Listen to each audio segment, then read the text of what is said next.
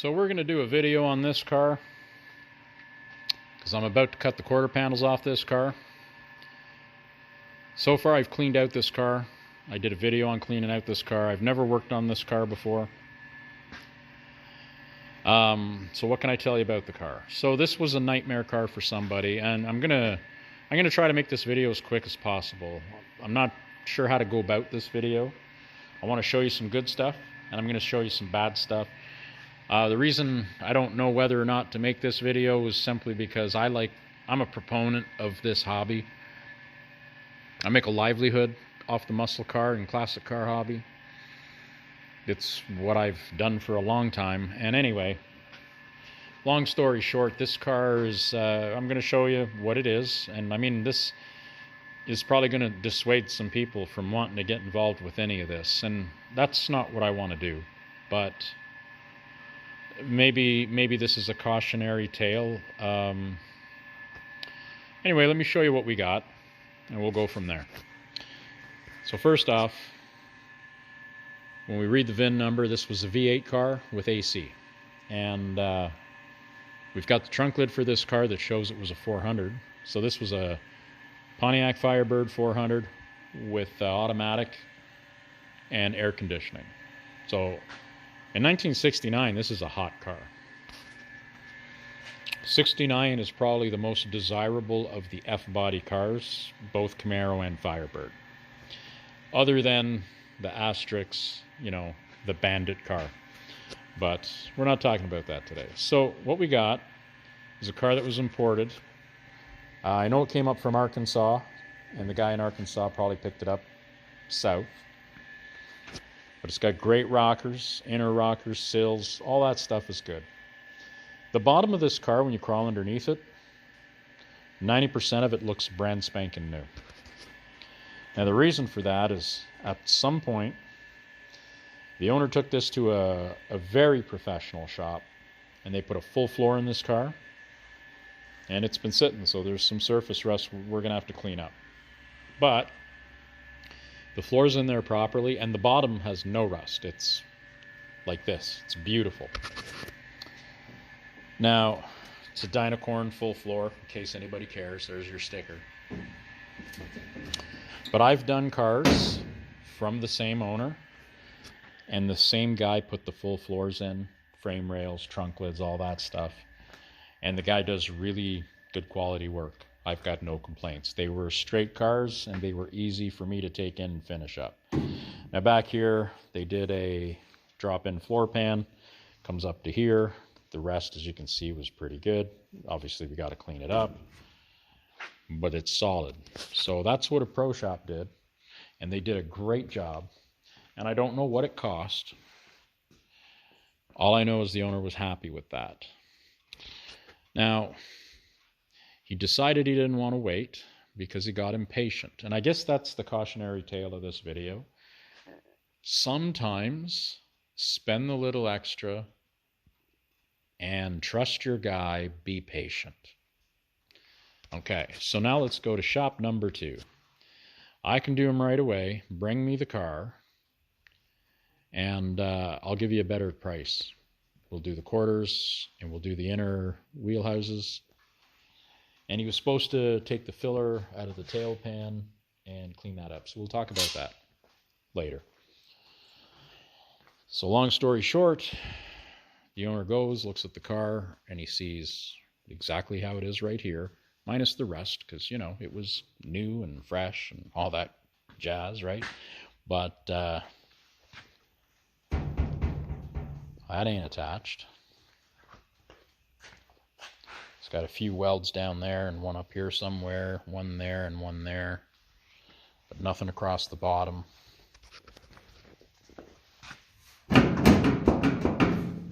Nothing here, because there's nothing there.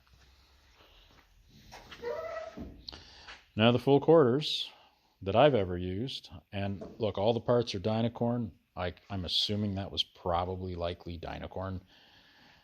That should go all the way into here. So why this was cut, I don't know. And as ugly as that is, that's not the big problem with this quarter panel.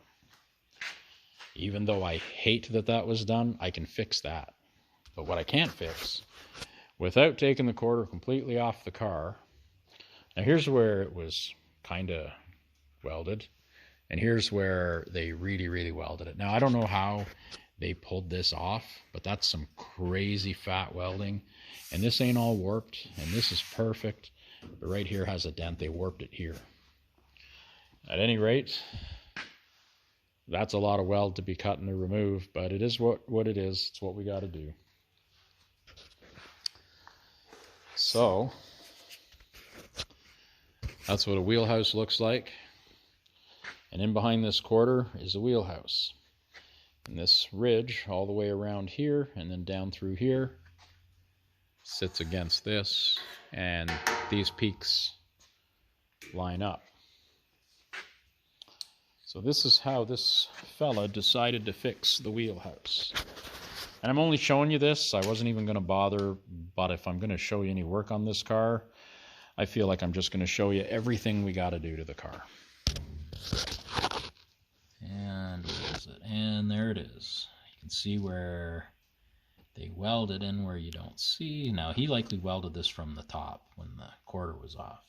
He left some pinholes and what have you. And it goes all the way around. And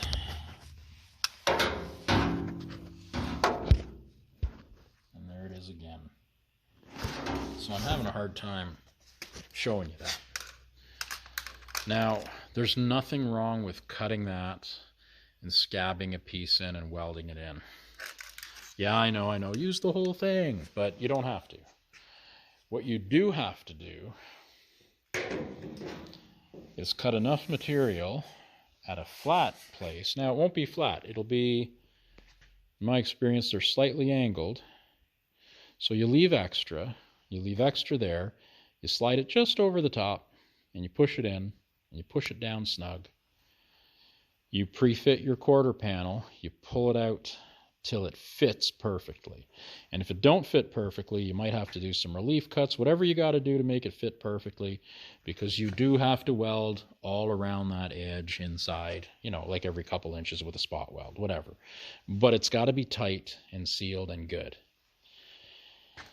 He never did that. Now, what I didn't show you, and I don't even need a light, you'll probably be able to see it. You see how high that is? So this quarter has a wheelhouse way up here, which won't allow it to go on the car. So he tells the owner that these parts are junk because they're aftermarket. He'll have to deal with it somehow later. Now, if that's the excuse you're getting, you need to pull your car out of that shop and take it right away somewhere else. And I know that sucks, but this guy gave him the benefit of the doubt. And what they did is they returned the full quarter that they had for this side, and they bought a patch panel. An 80% quarter. That's what we call them. A skin, if you will. Now, it's a good quality skin. The lines are sharp. I don't see nothing wrong with it that way. But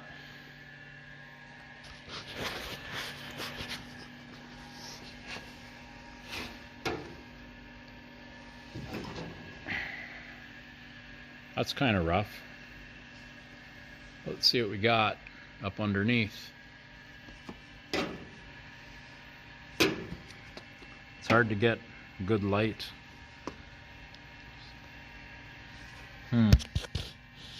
There we go. Look at that. It don't even meet. But look, he didn't change nothing. And it's rotten. And there's 3 layers of metal. And we're 3/4, well, we're about 3/8 of an inch down. And then here we're more. So, it's hard to tell by the video, but there's actually green paint on the inner wheelhouse, which is impossible. So what that means is he left this quarter, he cut around it, and he just threw this over top.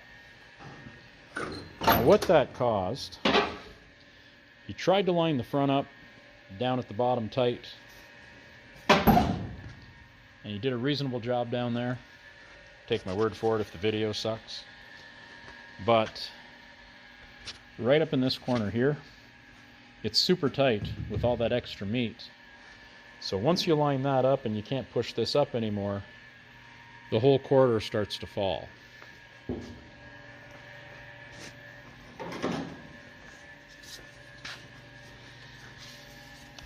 Now if I run a straight edge in the center of that light, that point should match it. And if you look here, this point right above the bumper holes is a touch higher than this.